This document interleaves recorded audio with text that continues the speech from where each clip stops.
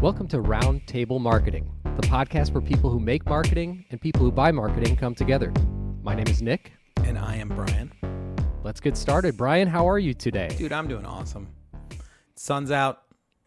I would say guns out, but we're trying to keep this a modest podcast. And well, I think that's phase 2 of the podcast. This is also going to be a health journey where by the final episode, I think we'll be shirtless. Yes. And proudly so. Well, and that's, not to tease the audience, but I mean, you pay attention long enough, you'll eventually get to see it. So stay subscribed, because what better than to look forward to that day? And that was just a taste of what we call a joke, because folks, don't get scared away. We're talking about marketing. It's fun. And our first topic marketing. is actually, why not?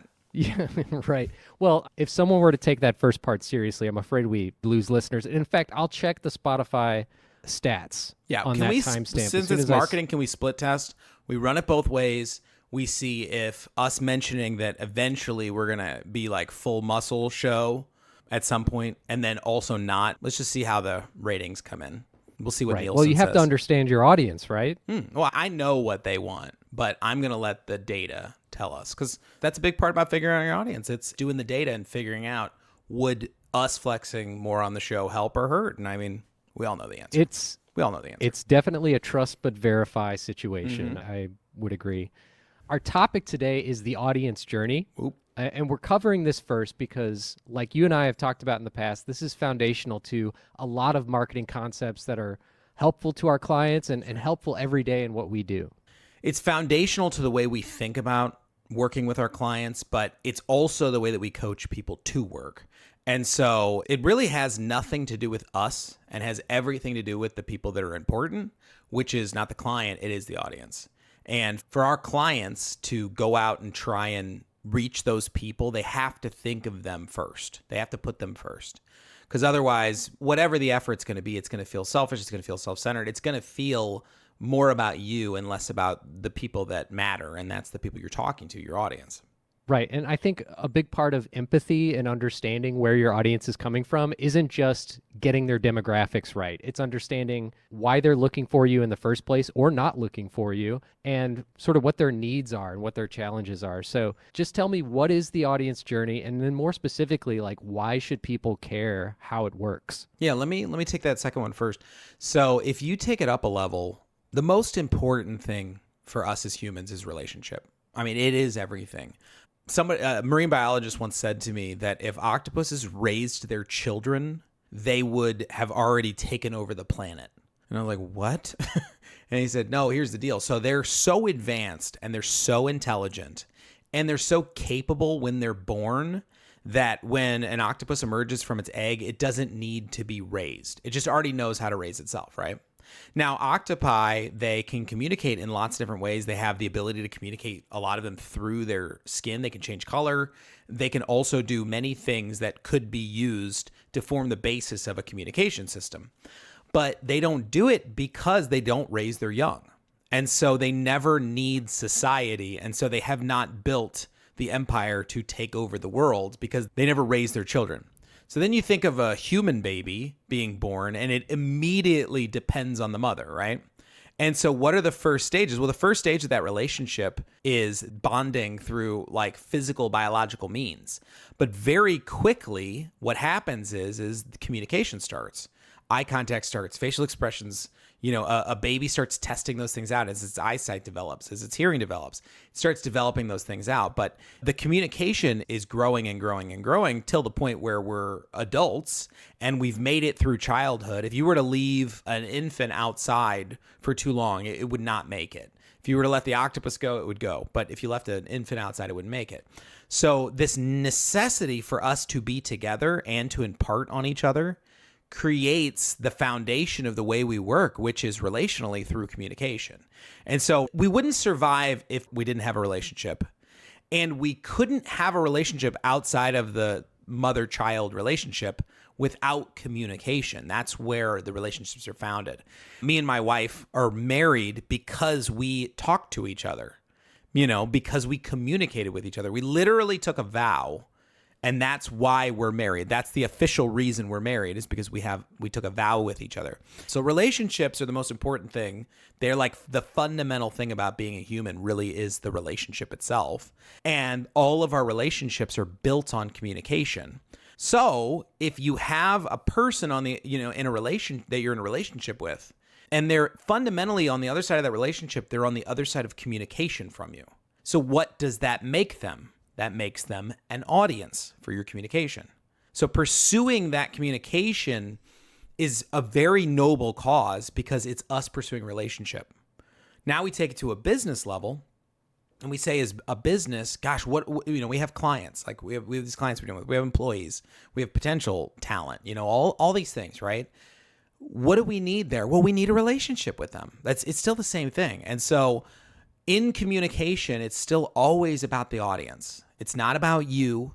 It's not about making sure that everybody knows how great you are. It's about reaching the values that person is looking for in communication and being almost altruistically selfless in the way you talk, because that relationship will then lead to the success you're looking for. And so you bend over backwards for the people you're trying to reach because they're worth it. Now, you got to understand who you are. You can't go about and not have a vision and not have a mission.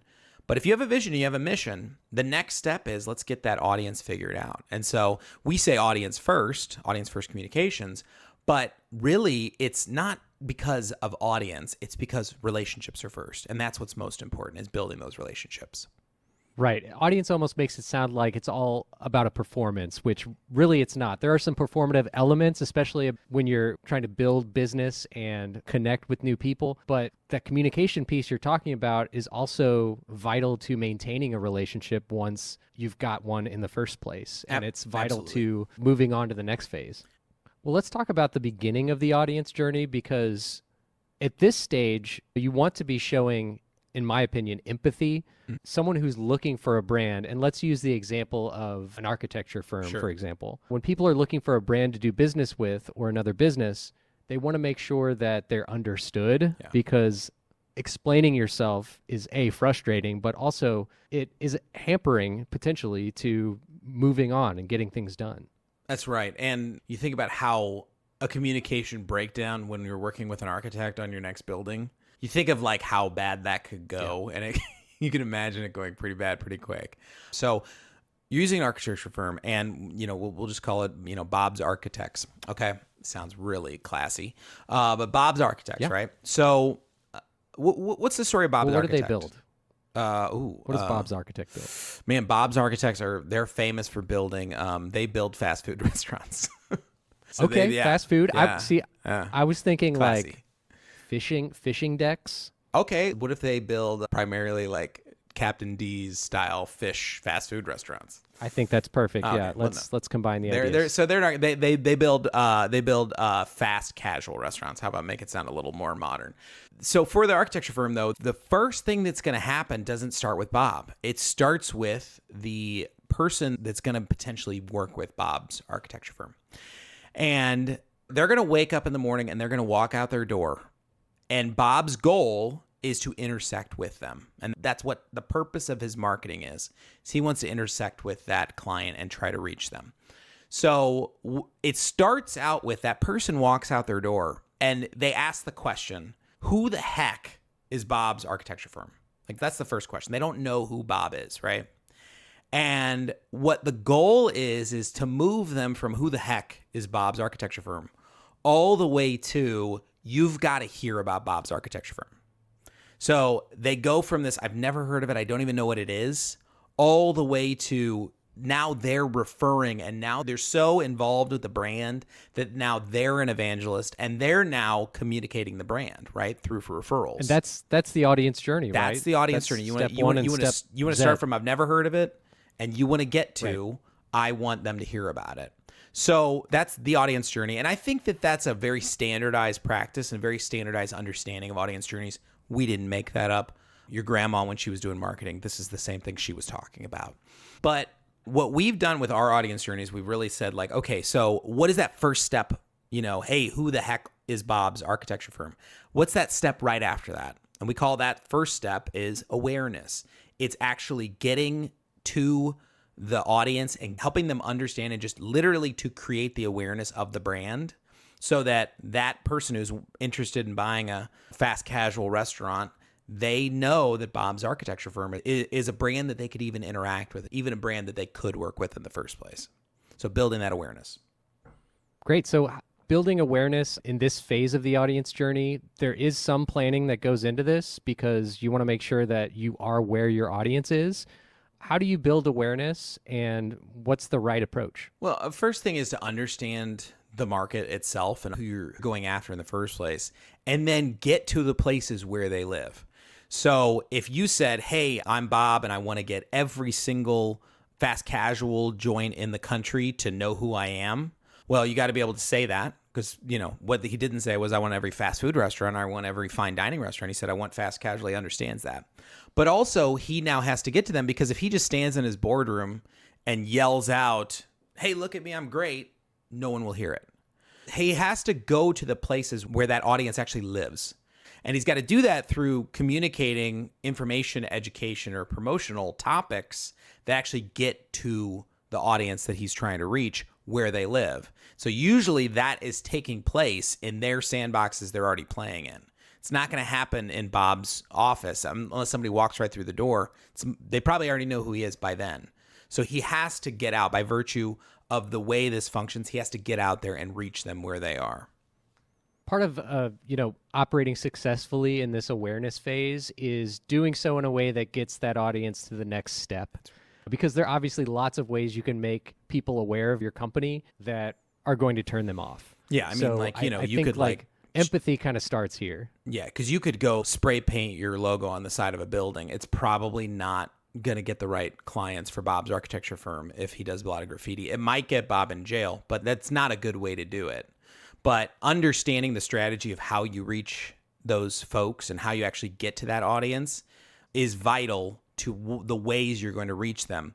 But it starts with them. So like I said, spray painting on the side of the building with graffiti and writing Bob's architecture firm and your phone number probably get you put in jail. However, if you were a street fashion brand and you wanted a guerrilla style marketing campaign and you plaster posters along the side of a construction zone and it gets people to go there, that is a good marketing pathway. So those two different audiences are going to need two different things and different ways of marketing. The brand needs to be communicated in different ways. But what's integral to building that awareness is having a clear understanding of who your audience is in the first place.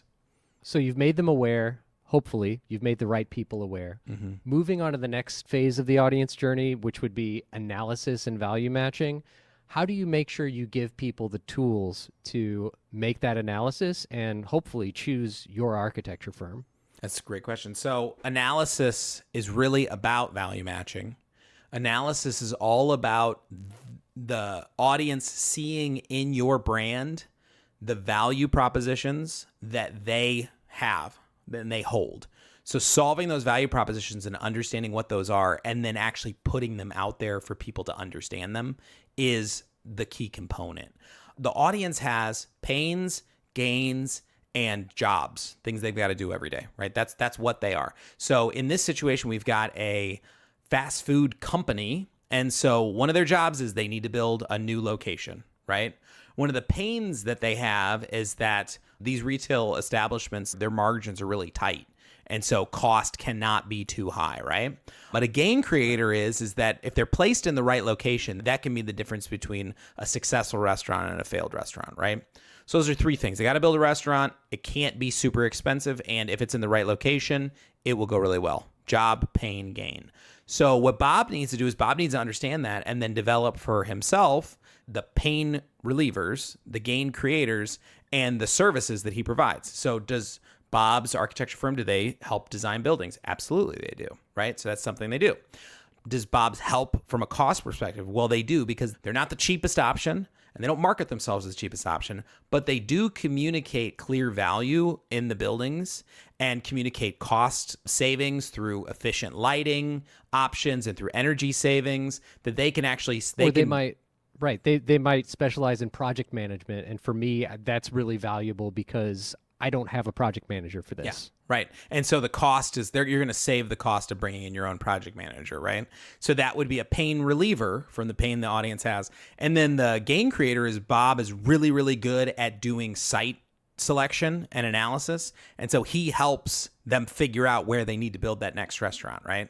So those are the three things that Bob would want to put out there. And so that value matching is when the audience, they have their values, and then Bob has these value propositions that he's putting out there, and you can see that fittedness coming together. That's what value matching is. So getting to a point where the audience knows who you are, they become aware, but then they, through your marketing, can actually do the analysis that helps move them forward on the audience journey by giving them the values, propositions that you present as a brand.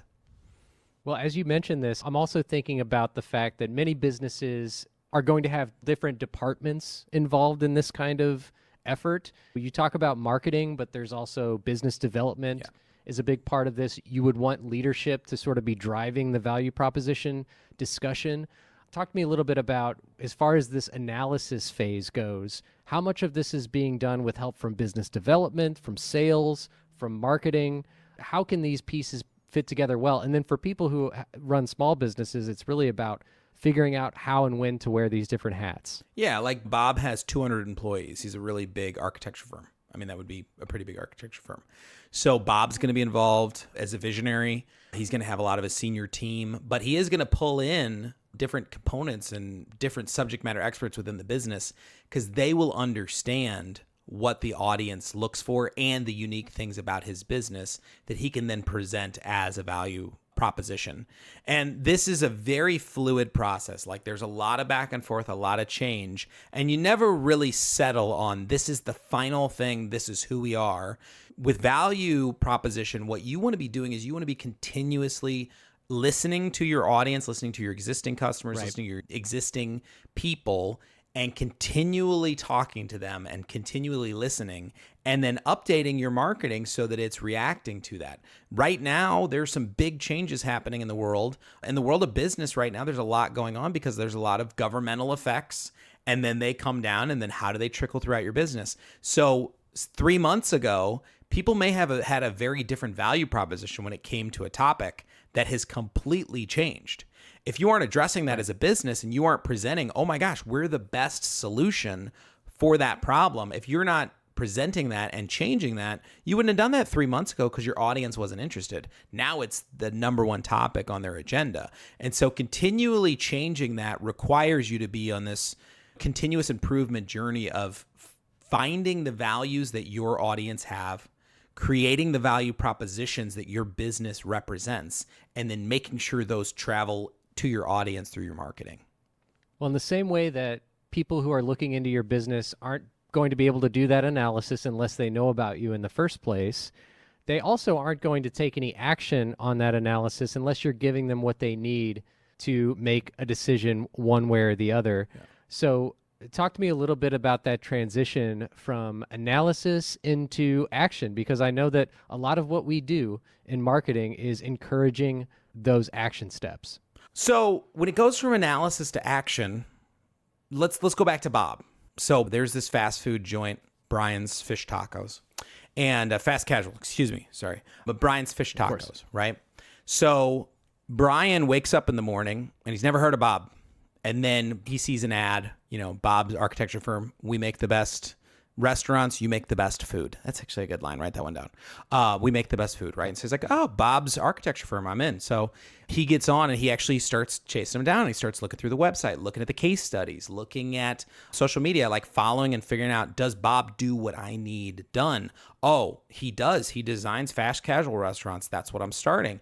By the way, he's local here. So he's somebody that I could work with, right here in town, which would be really valuable to me. Those are things that I'm seeing and I'm wanting to connect with. I'm like, you know what? I'm ready. I understand what I need to understand. So now what?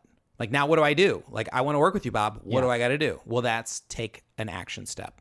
And so usually when we're talking about action steps, we're going to say that what are the ABCs of action? It's apply, buy, or comply. So apply, I'm going to get a job with Bob. Well, that's not me today.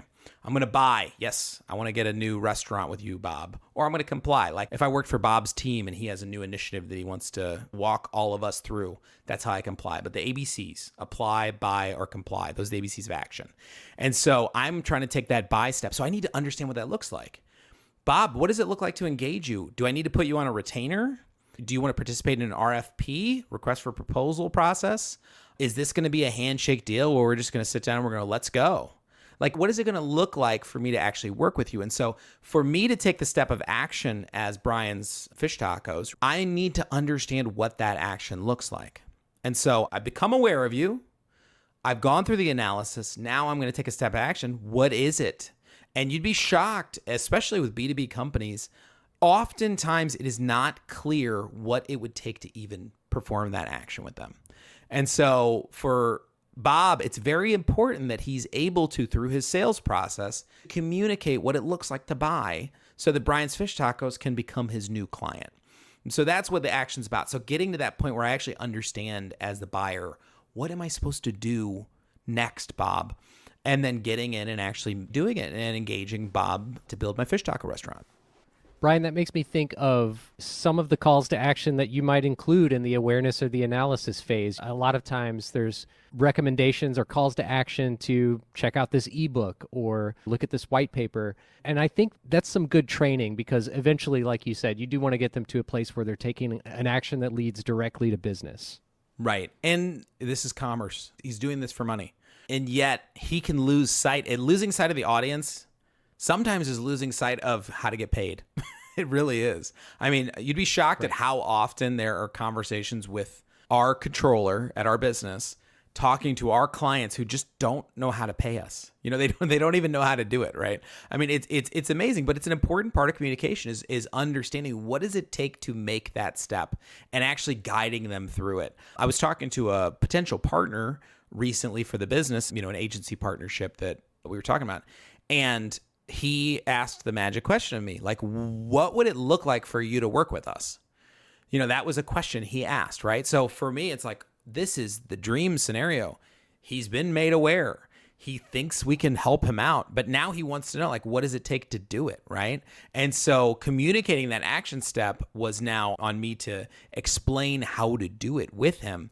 And he understood it and, you know, things are moving forward, right? Like, that's the beauty of it. So understanding that action is fundamentally, it's a part of the communication because you got to communicate how to do it in the first place. But then you actually have to take that step of action. So Brian's taco joint, I need to actually now sign a contract with Bob and go forward. And now we've just passed over the threshold of where I was a lead and I was a prospect. Now I'm a client, right? And I've actually crossed that magic threshold where now we're working together.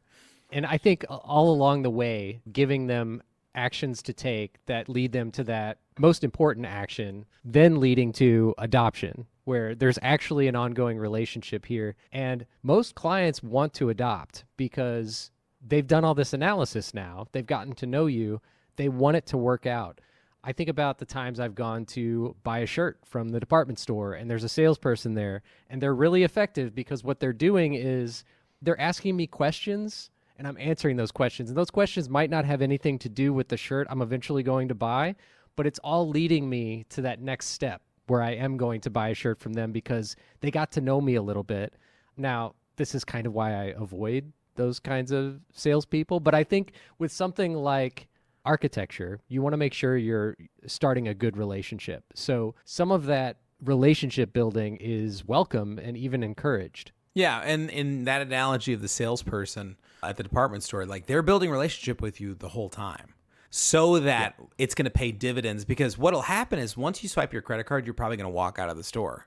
So your adoption step when you buy your t-shirt is going to be, the adoption is literally wanting to wear it and it now becoming the external it's a collared shirt. I'm not talking to a salesperson about a t-shirt, although at Hot Topic, I'd love to get to that level. Yeah. I'd love to be at that stage. No, at Hot Topic, they were talking about the difference between this. I like Fallout Boy. I don't know what's at Hot Topic anymore. So That would Yeah, have I been think like it's a 20 bunch of years Fallout ago. Boy Yeah. and Blink 182 Yeah. shirts. Yeah. I don't think we need to check. Yeah. Let's not look it up. But no, but that your adoption of that is to wear the shirt, right? Your collared shirt. Right. For the architecture firm, like their adoption is the process of building their building, and like designing their building. And so that's the process. That's the piece of this journey, is like actually the interaction with the client when you're delivering the service that you provide. And so it's funny because it's 20% of the audience journey, but it's really the biggest part of the audience journey really is the adoption often. And it's how your business delivers. This is the operation of your business. This is how you work with the clients.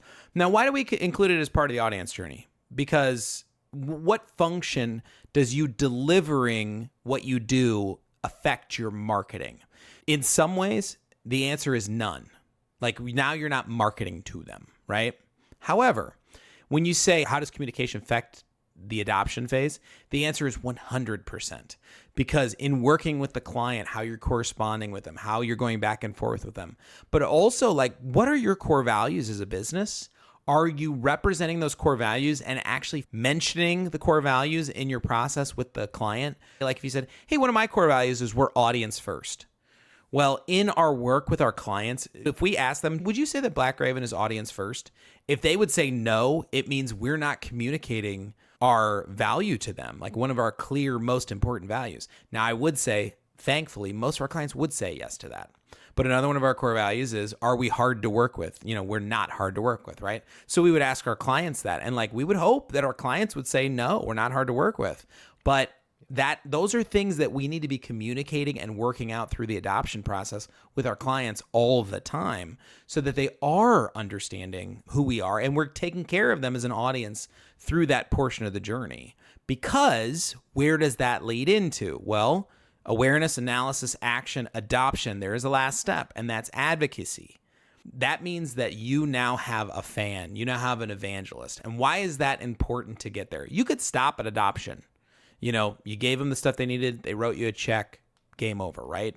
But it is a much higher and greater purpose than just giving somebody something would be to get somebody that actually wanted to advocate for you. And it's good for two reasons. One marketing effort becomes 2 sales or 20 sales, right? That's good. But the second is you can have advocates that are not your clients. People can advocate for your brand. We won a contract with a client, and they said who referred them, and I had never heard of this person before. And the person said, oh, you got to meet these guys. They're great, right? So I talked her through, and I'm like, I don't know who you're talking about. I don't know who referred you. And why? And it's like, well, at least on that day, we had met that golden standard of being that people could advocate for us. Somebody literally advocated for us that I do not know who they are. I'm telling you, I still don't know who they are. And they advocated and said, you need to talk to Black Raven. And so we've won work because of that advocacy step, because we focus on that. We were ready to be referred. It was great. Yeah, and I just think about, your most effective salespeople sometimes aren't on your payroll because we love salespeople, of course. Salespeople can help us understand things better. They can answer our questions. They get back to us. They know our favorite coffee. It's great to help build a relationship. But then when you're trying to learn more about someone you want to work with, potentially hearing, like you said, from a third party, it just carries that much more weight because they're not being paid to tell you this. In fact, they want a little social capital from sharing this great secret. In this case, Black Raven. Yeah, well, in the value proposition world, they would want to be a provider of value. So that's one of their gains, right? They want to be a provider of value. So you create for them the ability for them to be a provider of value, a referrer of value. Like you can do that. And that's a value. Like that is a value proposition that we want to communicate, is like, once you start working with us, you're going to have, like, something we like to say is hire us for anything. Anything. Doesn't even matter what it is. If you hire us for one thing, you're going to get our cell phone number, and then you're going to save it to your speed dial, and you're never going to lose it, and you're going to call it again and again and again. right? Well, that's a self-referral. Like they're bringing it back to themselves. We're telling them like, working with us, you're solving a problem that you won't have to solve twice. And that's a good thing. That's something that we want to communicate to businesses. And so we talk about that a lot. I've literally had that conversation. I'm like, here's what's going to happen. You'll have my cell phone number. You will not lose it. You'll keep calling it. Once you call me once, you're going to call me over and over again, because you're going to find that working with our team is what makes your life easier. And then you're going to keep doing that over and over again. We want you to be advocating to yourself so that we're not recreating you as a client every single time, but we're actually getting you to be a return client. So that's something that we try and do as a business. But to meet the standard of advocacy, your goal is you want to be relatable, reliable, and referable. Relatable. Like, I understand how this business works. I get them. Like, they make sense to me, right? I'm not confused about what they do. I'm not confused about the services. I can tell you about it. Like, I can tell you what they do. I worked with them. I know what it is, and I can tell you what it looks like. Reliable means that they're not going to let you down. You know, they're going to meet or beat their deadlines. They're going to actually give you what you asked for in the first place for the money that you were going to pay. Sometimes something goes wrong on the project and they say, you know what, I'm going to take that because that was us that did that, right? They're reliable, right? You know that if you engage with that business, you're going to get it out of them. And then referable means that not only are they a business that you can understand those things about and you know they're going to be reliable, but they actually explain to you how to refer them. So it's easy with a services business, you know, Bob's architect firm, they're going to know, gosh, I mean, I called them, you just call their cell phone. I'll give you Bob's number. I've got it, right? That's referable. But what if Bob was actually intentional about that and said, hey, we love it when you refer your friends. This project went really well for you. Would you be willing to introduce us to anybody who you think could work with us? Doing that right after the sale is pretty cool. Like, you would think, like, why wouldn't I do it after the project is done? Like, the happiest anybody's ever going to be with you is when they made that step and took the step of action and actually made the buy. So at that moment, ask them for a referral and explain what that referral would look like. You know, are you going to incentivize it? Is there money involved? Or is it just a goodwill sort of thing? And scratch my back, I scratch yours. I give referrals constantly. I don't expect anything out of them. I just give them because they're good, right? And so being relatable, reliable, and referable is being somebody that people can understand, somebody that people can depend on, and somebody that you actually know how to refer them in the first place, so that that next person can then skip a couple steps on the audience journey and go straight into late stage analysis. Well, Brian, I have a two-part question that will either help us wrap this conversation up, or it'll just launch a whole other discussion and this becomes a much longer podcast. But I'm going to do it anyway.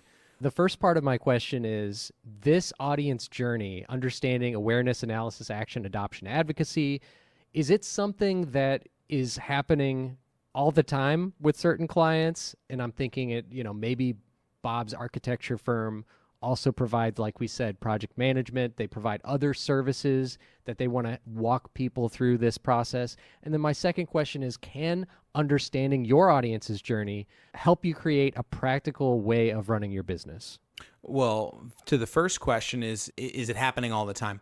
I would say that the first way you need to think about it is each person in your audience, each constituent in your audience is an individual human being with goals and dreams and a life to live. And they also have one clock that always runs in the same direction. So for them, their audience journey is linear. And when you intersect with them, they're either going to get on, like, awareness is going to be made. And then there's some point on that journey where they can take an exit ramp.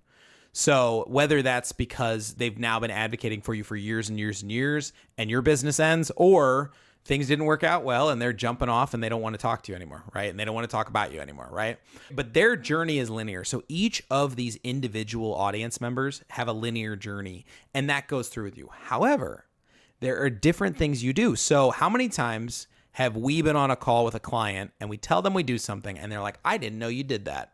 That right there was a moment where they knew about our brand, but did they know about that component of our brand yet? Well, no, we just bumped them back into analysis because we're like, hey, you guys are working on this project. Do you know we do that too?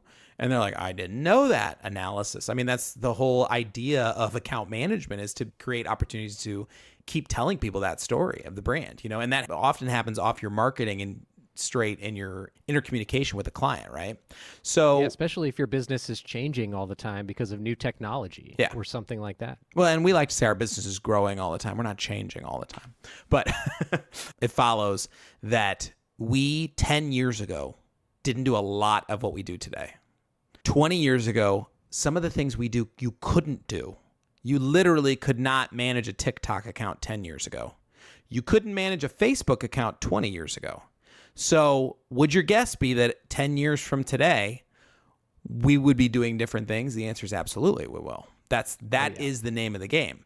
So what stayed the same, and we haven't been in the business for 20 years, but what has stayed the same is audiences are still people, and they're still out there, and they still need to be reached and taken care of. And so that's something that we're going to be able to do for our clients for a long time.